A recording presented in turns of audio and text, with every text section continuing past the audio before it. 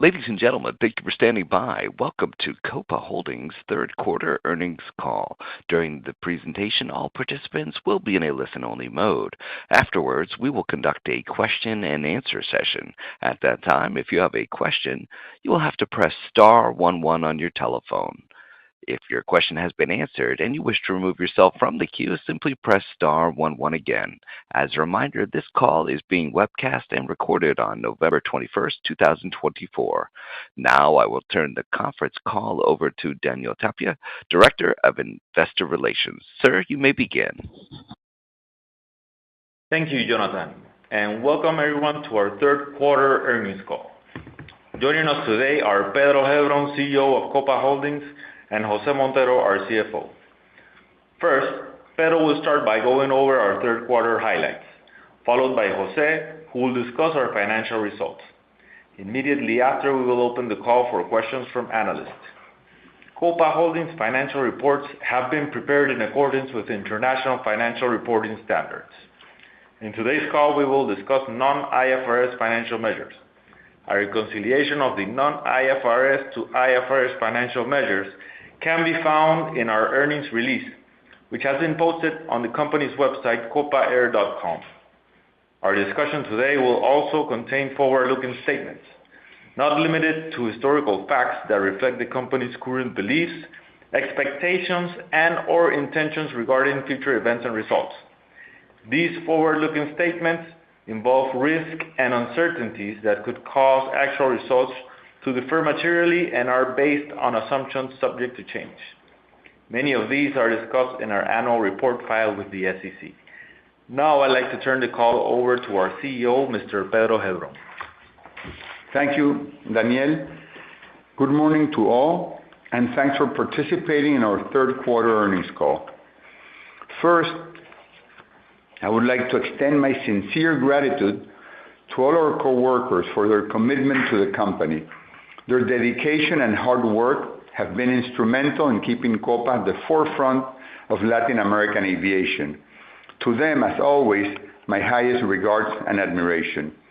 We're pleased to once again report solid financial results for the quarter, delivering a strong and industry-leading operating margin of 20.3%.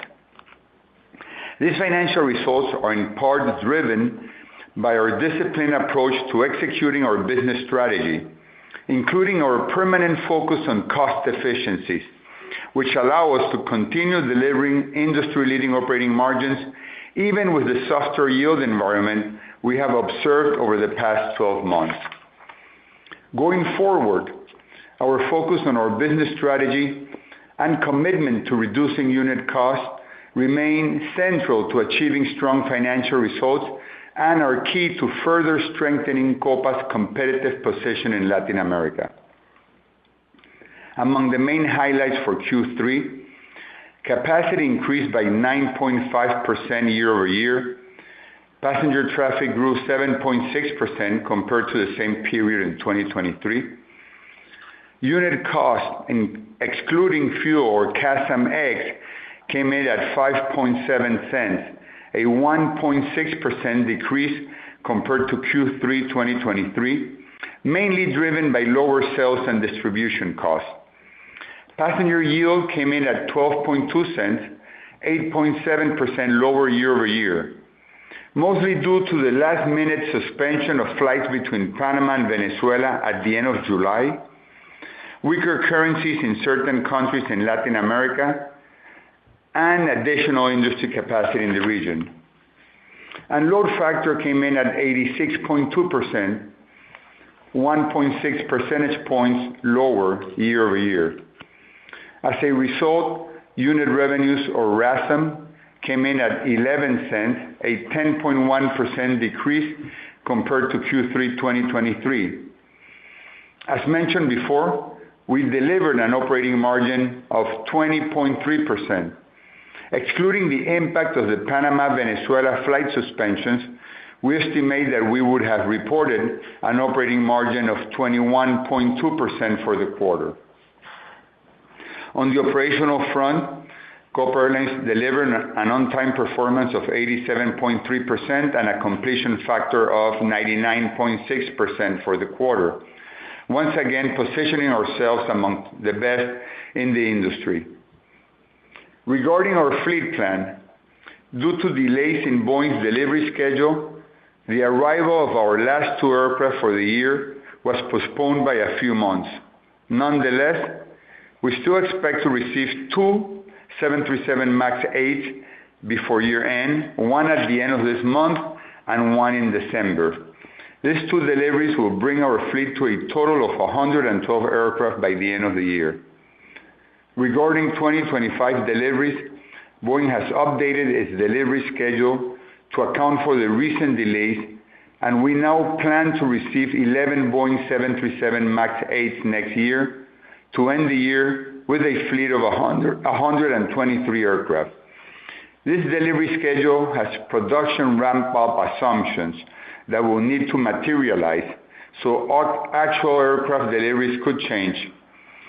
As you saw in our earnings release issued yesterday, we issued preliminary guidance for 2025, in which we expect to grow our capacity within a range of 7% to 9%. Jose will provide more details regarding our preliminary guidance for 2025. To summarize, we again delivered industry-leading financial results for the third quarter. We continue to deliver on our cost execution, which remains key to the company's strategy going forward. We expect to grow capacity by high single digits in 2025 and plan to continue strengthening our Hub of the Americas in Panama. And as always, our team continues to deliver world-class operational results while providing the consistent and reliable travel experience our passengers expect from us. Finally, we firmly believe that our business model remains as robust and relevant as ever, and that our Hub of the Americas in Panama is the best connecting hub in Latin America, making us the best positioned airline in our region to consistently deliver industry-leading results. Now I'll turn it over to Jose, who will go over our financial results in more detail. Thank you, Pedro. Good morning, everyone. Thanks for being with us today. I'd like to join Pedro in acknowledging our great team for all their efforts to deliver a world-class service to our passengers. I will start by going over our third quarter results. We reported a net profit for the quarter of $146 million, or $3.50 per share. We reported a quarterly operating profit of $173.7 million and an operating margin of 20.3%. Capacity came in at 7.8 billion available seat miles, or 9.5% higher than in Q3 2023. Load factor came in at 86.2% for the quarter, a 1.6 percentage point decrease compared to the same period in 2023, and our passenger yields decreased by 8.7% to 12.2 cents. As a result, unit revenues came in at 11 cents, or 10.1% lower than in the third quarter of 2023. Mainly driven by a lower fuel price, unit cost or CASM decreased to 8.7 cents, or 6.2% lower year over year. CASM, excluding fuel, came in at 5.7 cents, a 1.6% decrease versus Q3 2023, mainly driven by lower sales and distribution costs as a result of higher penetration of both the direct sales and lower-cost NDC travel agency channels, as well as our continued focus in maintaining the rest of our costs low. I'm going to spend some time now discussing our balance sheet and liquidity. As of the end of the third quarter, we had assets of close to $5.5 billion. As to cash, short, and long-term investments, we ended the quarter with over $1.3 billion, which represents 36% of our last 12 months' revenues. And in terms of debt, we ended the quarter with $1.86 billion in debt and lease liabilities, and came in with an adjusted net debt to EBITDA ratio of 0.6 times. I'm pleased to report that our average cost of debt, which continues to be comprised solely of aircraft-related debt, is currently in the range of 3.4%, with around 65% of our debt being fixed. Turning now to our fleet, during the quarter, we received 1 Boeing 737 MAX 8 aircraft ending the third quarter with a total fleet of 110 aircraft, comprised of 68 737-800s, 32 737 MAX 9s, 9 737-700s, and 1 737 MAX 8. These figures include 1 737-800 freighter and the 9 737-800s operated by Wingo. With regards to the return of value to our shareholders, I'm pleased to announce that the company will make its third dividend payment of the year of $1.61 per share on December 13th to all shareholders of record as of December 2nd. As to our outlook, we can provide the following guidance update for the full year 2024. We expect to increase our capacity in ASMs by approximately 9% year-over-year, and we expect to deliver an operating margin within the range of 21 to 22%. We're basing our outlook on the following assumptions: load factor of approximately 86%, unit revenues within the range of 11.4 cents, CASM ex-fuel to be in the range of 5.8 cents, and we're expecting an all-in fuel price of $2.67 per gallon. In anticipation of 2025, based on the current and preliminary expectations of aircraft deliveries, we're projecting a year-over-year ASM growth of between 7 and 9%. Additionally, we are projecting CASM ex-fuel at approximately 5.8 cents. As you may recall, this is in line with the CASM ex-fuel target we shared with you back in our 2023 Investor Day. So, in summary, we delivered great results for the third quarter. We expect to deliver once again leading operating margins for the full year 2024, with low unit costs, which continue to strengthen our solid financial position while providing outstanding return of value to our shareholders. Thank you, and with that, we'll open the call to some questions. Certainly, and our first question for today comes from the line of Savi Syth from Raymond James. Your question, please. Hey, good morning. If I might, on the revisions that you had for 2024, I was kind of curious if the unit revenue coming down a little bit there is related to kind of Venezuela flight suspensions taking longer, or if you're seeing any other kind of weakness, softness in the market. Yeah, this is Pedro here. So yes, in part it's Venezuela. It took us a while to redeploy those aircraft. We were waiting for a restart date, which hasn't happened yet. So we kept the planes. Plus it takes a while to start selling a flight and spool it up. So we could not redeploy those aircraft the following day. That's been happening mostly throughout November, some in the December high season. So I would say that probably the bigger quarter-over-quarter change. Yeah, well, and in addition to that, Savi, we did highlight the Brazil currency or kind of the Brazil revenues coming in slightly below our expectations. So that's also driving the adjustment that we made. Makes sense. And if I might just turn to your 2025 capacity view, we're kind of recognizing that that's preliminary. I think before you had, wanted to grow low double digits, and wondering, does demand still support low double digits, and what's the risk that competitors, backfill that? And obviously, what I'm trying to get here is, is the supply tight enough where maybe you're exchanging, lower capacity for higher yield here, or is there a risk that your competitor is going to backfill that? Right. So our ASM guidance is directly related to Boeing deliveries. So that's what's driving that. And as a matter of fact, we're actually staying with 2 737-700s, which in our fleet plan 3 months ago were supposed to leave by 2025. So we're going to stay with those aircraft to make up for delayed Boeing delivery. So that's driving our capacity. We have demand to grow a little bit faster than that. However, less capacity is always good for yield. So we're comfortable. We're fine with growing between 7 and 9%. next year. I think it's a good balance between keeping demand at strong, healthy levels, demand and supply, of course, and also further strengthening our hub in Panama. That's what I thought. Thank you. Thank you. And our next question comes from the line of Michael Lindbergh from Deutsche Bank. Your question, please. Oh, hey.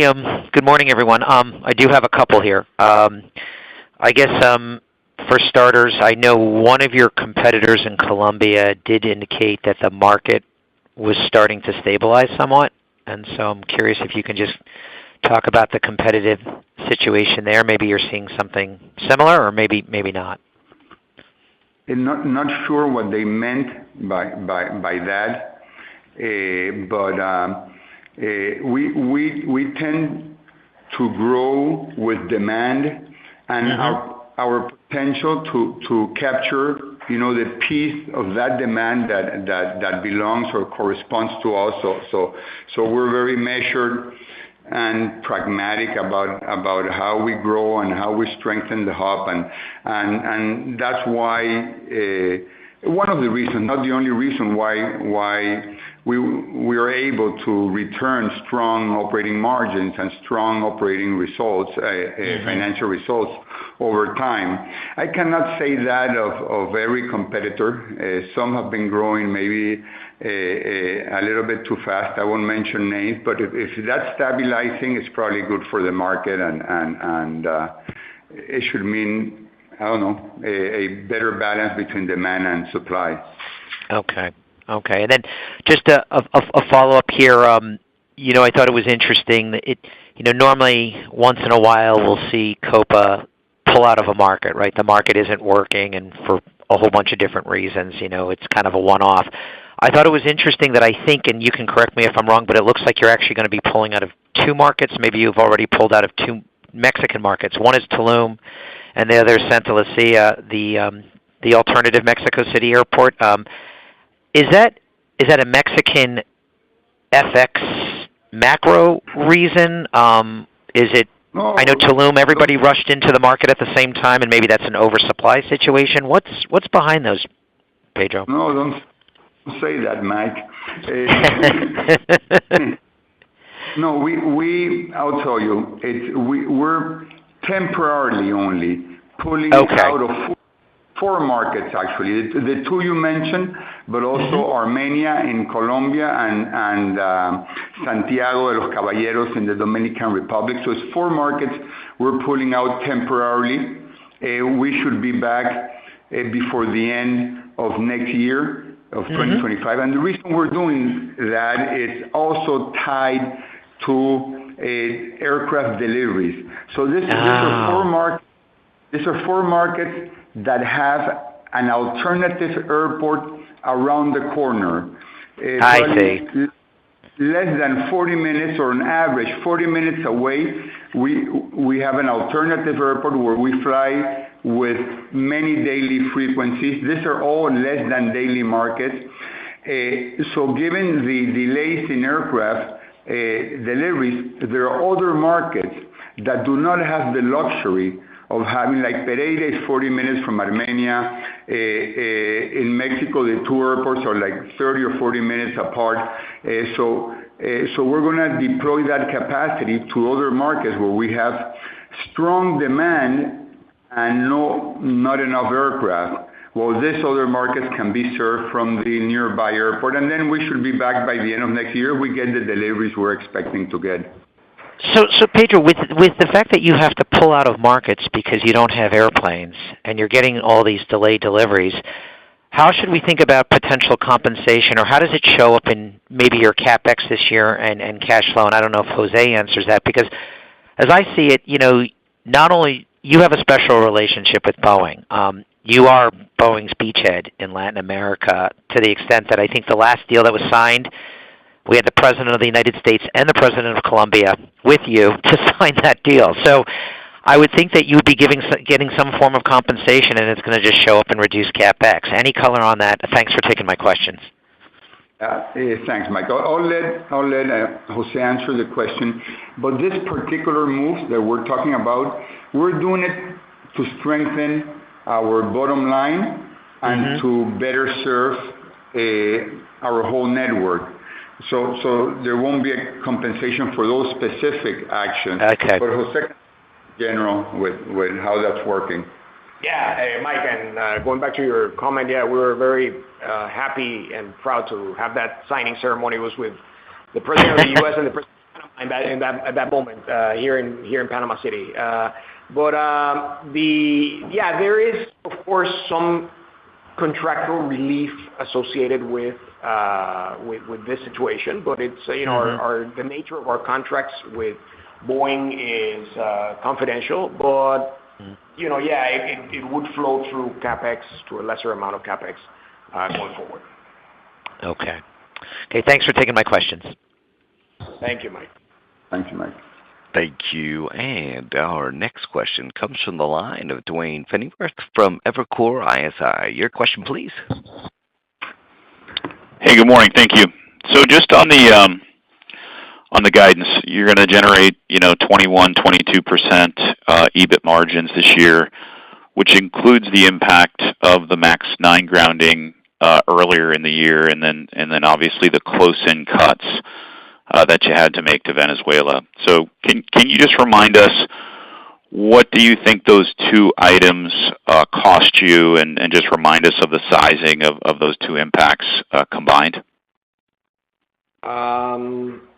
Well, the Venezuela impact was probably, I would say, 0.5 point, and for the full year. For the full year, and the impact of the Boeing grounding, I think we disclosed it to be in the order of about $40 million when it occurred. So that's kind of the full year impact of this. I think if you can do the math. Okay, that's great. And then, go ahead. Sorry. Sorry, Duane. No, what I was going to add is that there are so many moving parts in our industry that it's not like that it's not simple math. It's a dynamic, but yeah, you have to argue that our 21 to 22% results for 2024 include those two aspects. Yes, certainly. Yeah, I mean, it does feel like as we think about next year, there's some periods that have some pretty easy compares, but we'll see. A minor question for you on the interest expense. You called out $4 million related to the adjustment of a discount rate for the calculation of leased aircraft that you're going to return. Is that a one-timer here in the fourth quarter, or is that something that will kind of stay in the interest expense on a go-forward basis? It is a periodic adjustment that gets performed related to where interest rates lie. It's just a very arcane IFRS a requirement where you basically are truing up the return conditions in the balance sheet with the risk-free rate, basically, that we have. So that the liability that shows up in the balance sheet shows the true value of it at the moment where the balance sheet was established. So therefore, let's say on a lowering interest rate environment, that essentially you have to make an adjustment so in this case it's a bad guy. Let's say when the interest come down, there is a higher charge related to that. So, I mean, you could argue that it will kind of, from a modeling perspective, will vary depending on where, as interest rates fluctuate, it could fluctuate as well. Okay, and then maybe just to sneak one last one in, a couple of the U.S. carriers have been able to kind of look a little bit further out beyond the fourth quarter into early 2025. The implied fourth quarter here, is that indicative of trends that you see into early first quarter? And listen, understand you don't typically comment on 2 quarters out, but it just feels like the yield environment feels a little bit different in January, February than what we're seeing here in the fourth quarter.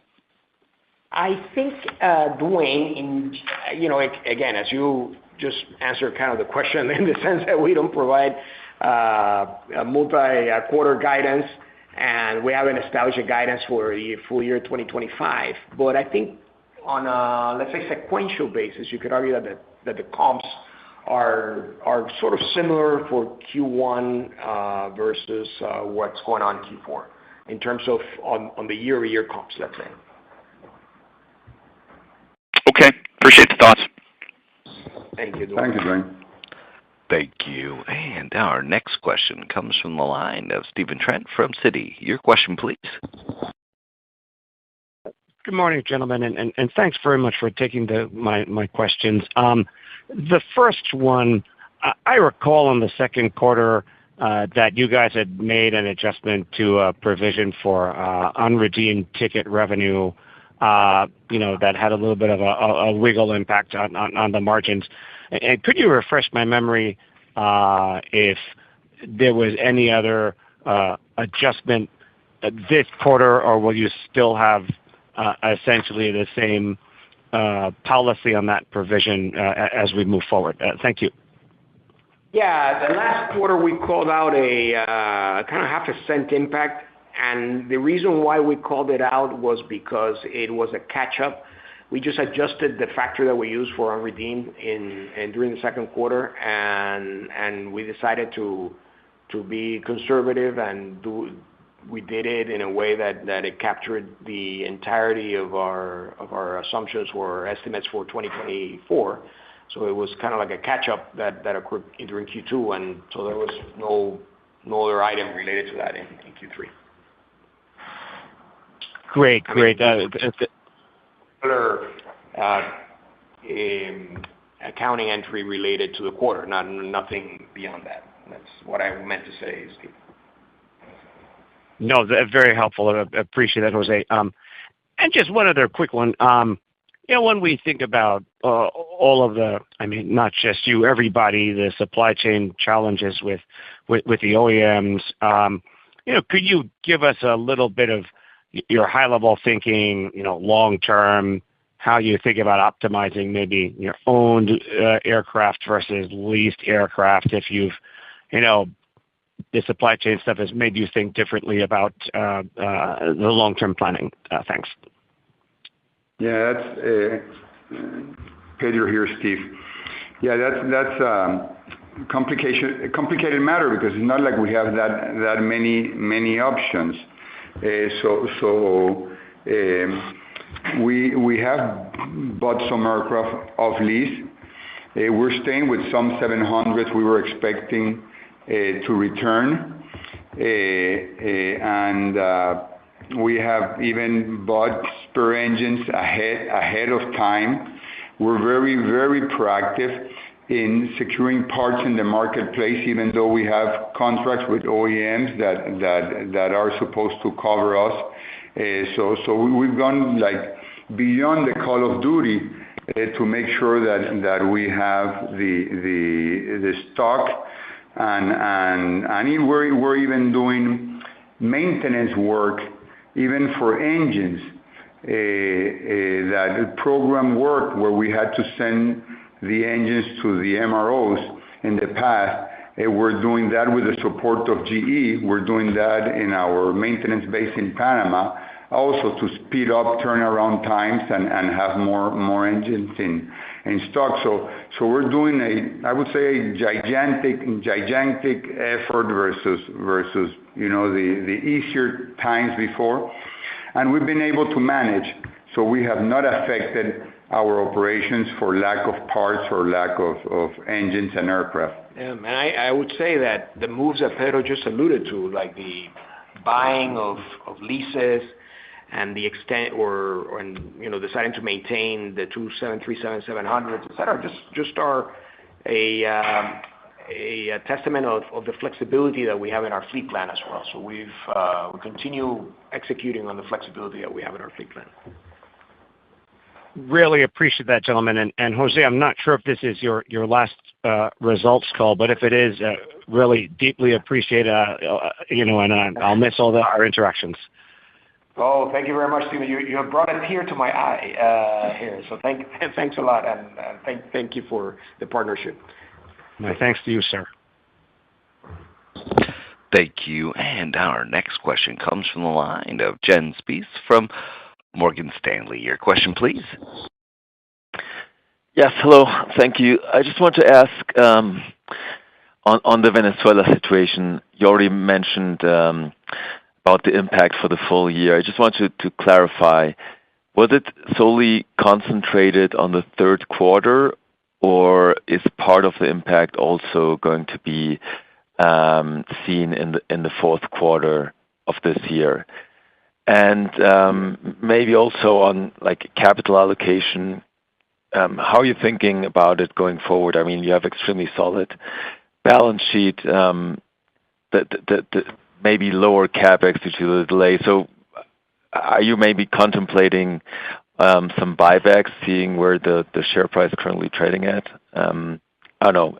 Any thoughts on that would be very useful. Thank you. Answer the first question and let Jose take the more difficult second question.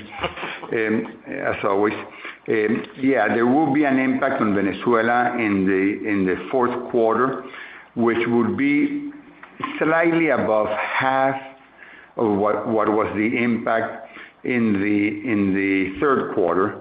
And that's because we've had time to redeploy some of the aircraft and generate new bookings in other markets. So that's the difference. But it'll still be a little bit over half of the 0.9 impact we saw in the third quarter. Jens, in terms of capital allocation, the first thing that we have to say is that we have a very generous dividend policy, 40% of prior year's adjusted net income, which has a very strong dividend yield right now. So that's something that is of importance and of focus for our company. We do have a buyback program, a $200 million approved buyback program, with which we've executed about a quarter of it so far. But in terms of capital allocation, I would say that over the next year and a half to 2 years is going to be the majority of the bulk, let's say, of the order that we have with Boeing in terms of aircraft. So actually for 2025, our expectation is that CapEx in total is going to be approaching $900 million. That cash CapEx is going to be about $350. So there is going to be some CapEx requirements during the year 2025 that we are sort of preparing for, let's say, right now. Okay, perfect. Very clear. Thank you. Thank you. And our next question comes from the line of Alberto Valerio from UBS. Your question, please. Hi, gentlemen. Thank you for taking my question. My first one is about the forward guidance, preliminary guidance to 2025. If you take the current oil curve or jet fuel curve and flat yields for next year, we will be reaching something close to 23% margins. My question is, would that margins be recurring and feasible for the future, something that changed from the past? And my second one, if I may, about Argentina. You guys had a big presence in the country in the past. Are you looking to going back there after this change that we have seen lately in the economy? Thank you. So I'll start with the second one, Argentina. I'm not sure if I got the full question, but Argentina remains a strong market for us, and we have good coverage. We fly to about 5 cities, and we have a number of daily frequencies to Buenos Aires. And we're, again, as I mentioned at the beginning, we try to deploy the capacity that makes sense for us. And we think that's what we have in Argentina, and we're very happy with our flights to Argentina, in spite of any other issues that they might be going through.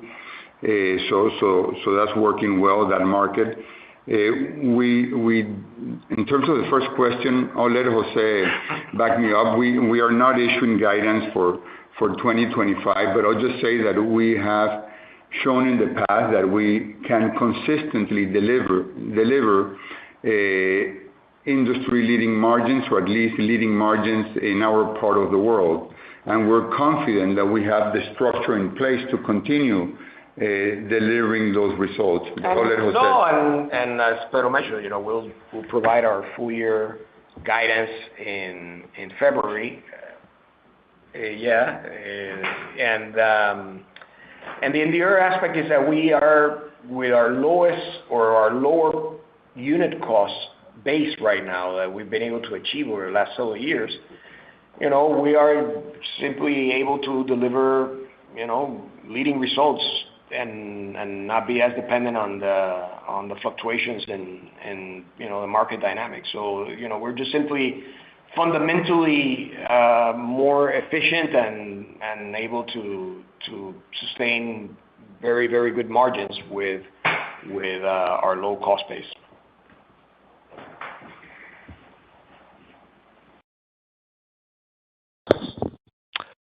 Thank you.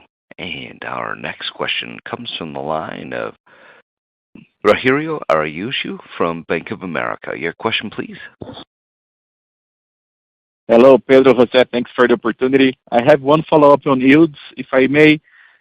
First one, a confirmation. Is the guidance imply a full year of restrictions in flights to Venezuela?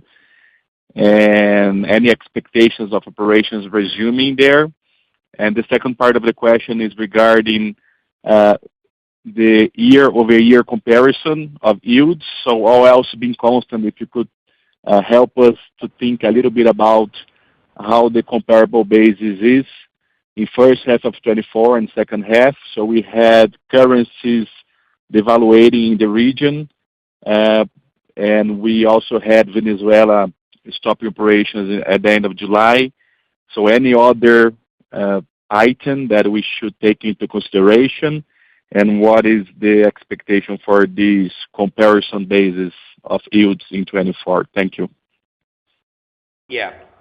So the guidance that we have issued for full year 2024 includes the Venezuela impact for the moment or for the period that we have been affected, which is effective the end of July of this year.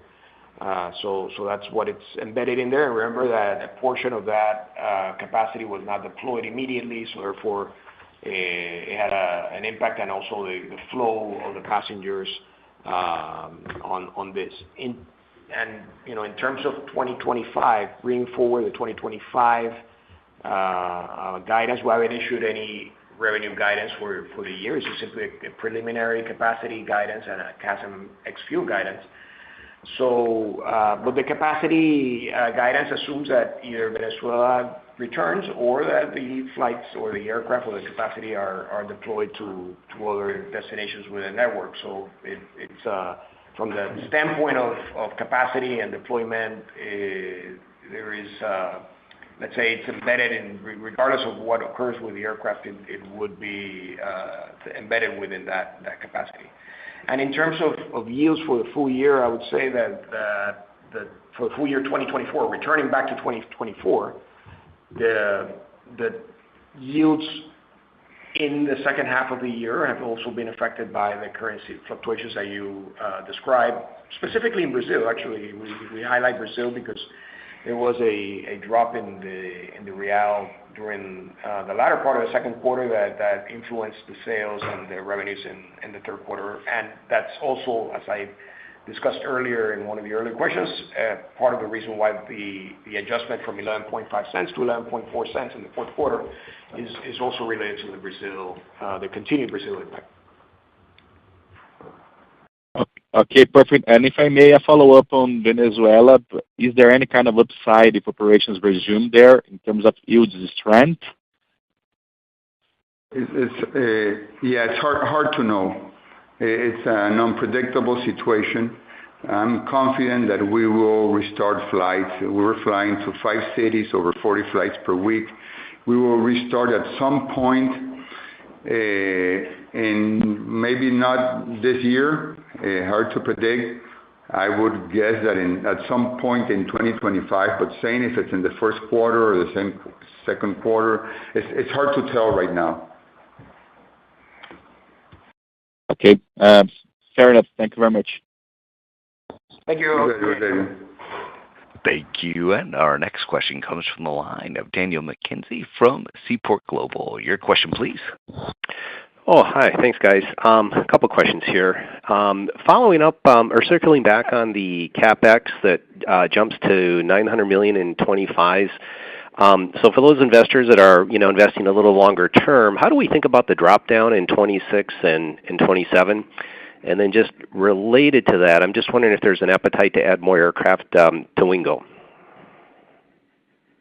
So in 26, I would say it's similar. It's similar in size, and of course, it is all depending on what the delivery stream is from Boeing to us, because essentially all the CapEx is aircraft. So I would say, but I would say preliminarily that in 26 it will be very similar to a 25 CapEx, and then 27 probably a tad higher. I mean, it depends on ultimately on what the delivery stream is.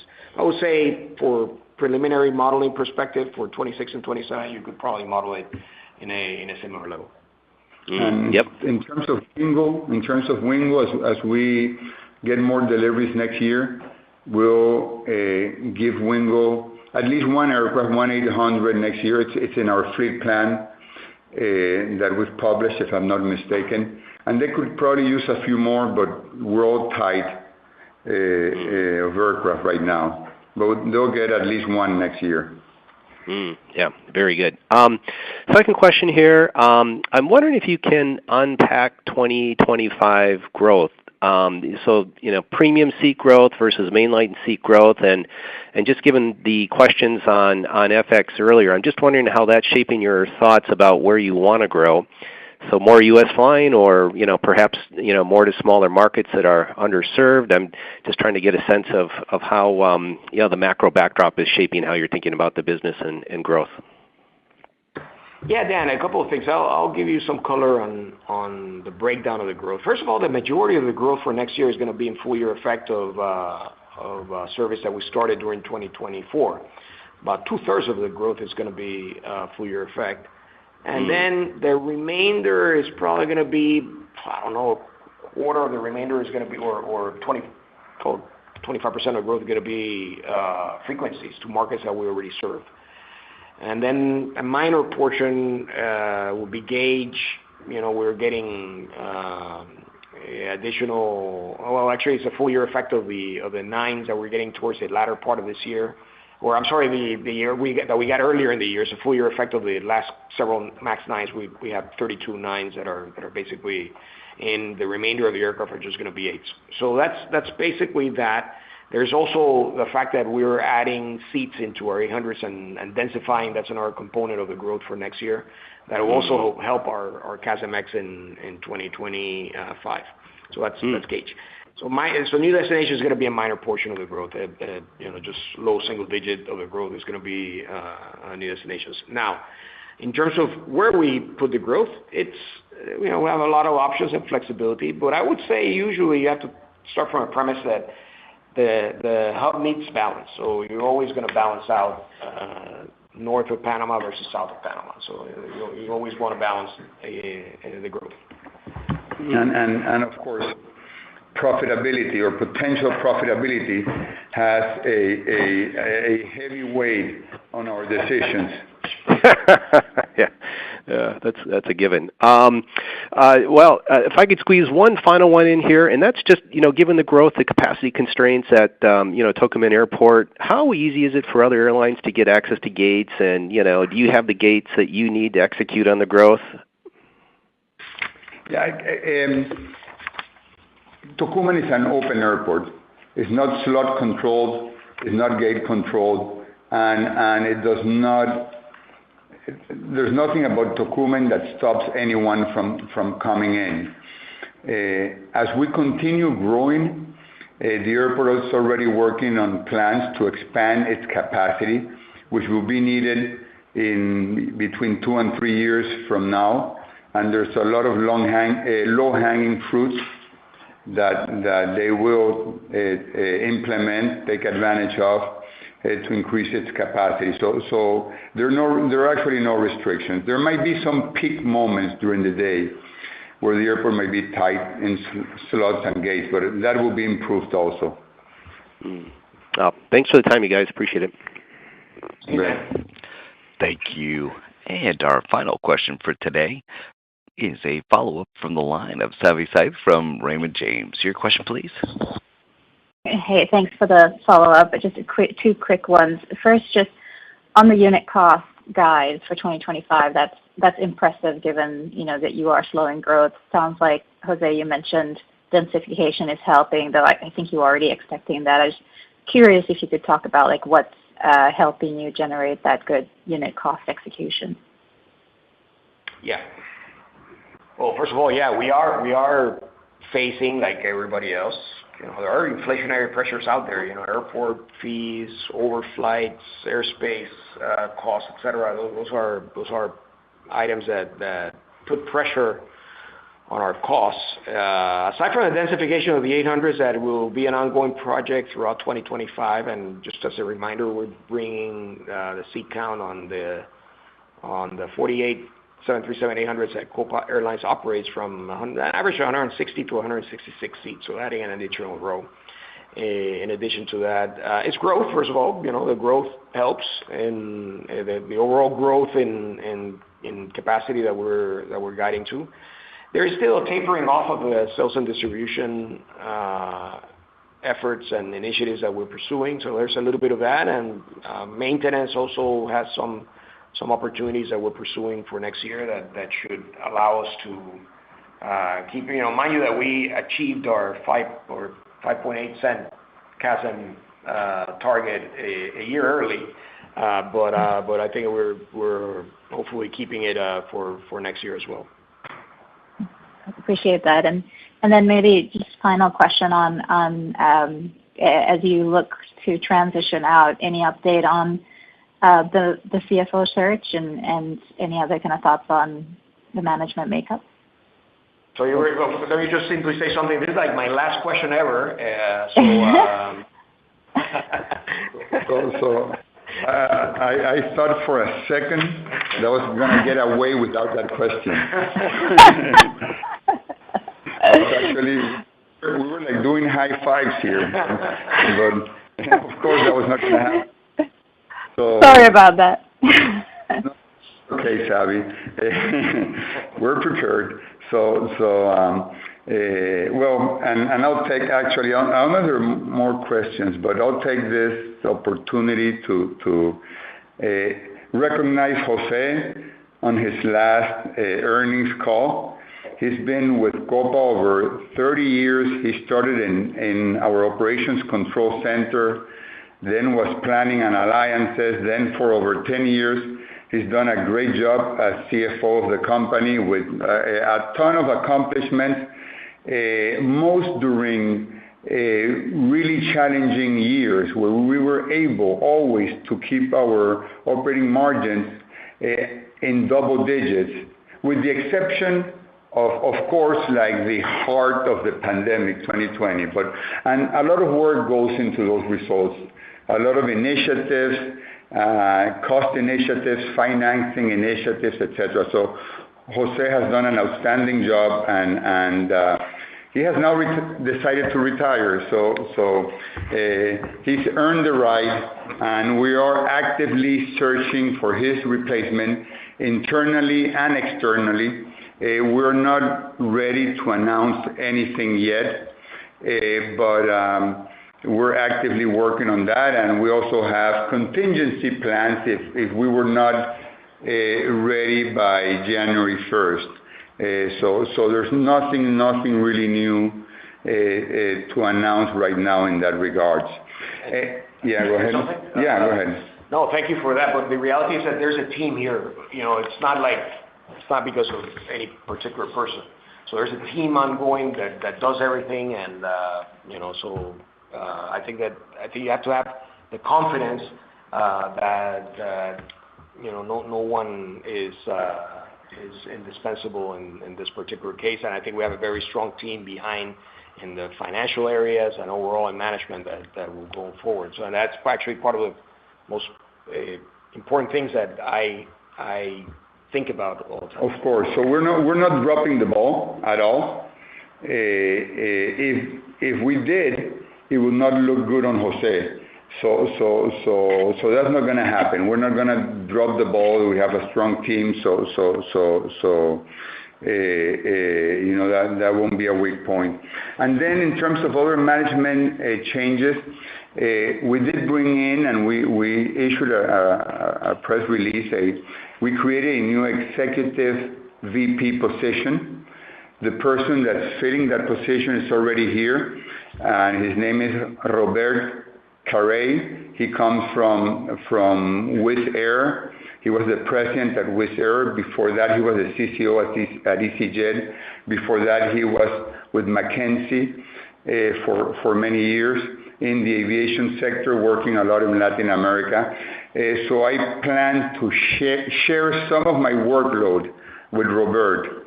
It will allow me to not have to concentrate on so many things every single minute of the day.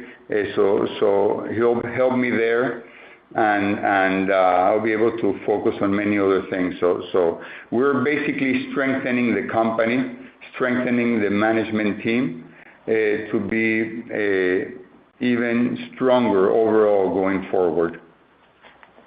And I can appreciate those are big shoes to fill, so taking some time makes sense. I appreciate the response. Thank you, Savi. Thank you. This does conclude the question and answer session. I'd now like to hand the program back to Pedro for any further remarks. Okay, thank you, sir. So thank you all again. Thanks for participating in this earnings call. Again, thanks to Jose for his great work at Copa. This is his last call. I know he's going to miss them. We know that. So maybe he'll make a cameo in the next one. But seriously, thank you all. Really, thank you for your questions. Thank you for your participation and your support as always. We'll keep on working really hard, like we always do, to continue delivering strong margins and industry-leading results under any circumstance. So thank you and have a great day. Ladies and gentlemen, thank you for your participation. That concludes the presentation. You may now disconnect and have a wonderful day.